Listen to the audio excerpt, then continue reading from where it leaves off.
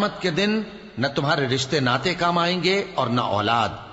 उस रोज वही तुम में फैसला करेगा और जो कुछ तुम करते हो अल्लाह उसको देखता है। मुसलमानों, तुम्हें इब्राहीम और उनके रुफका की नेक सीरत को अपनाना जरूरी है।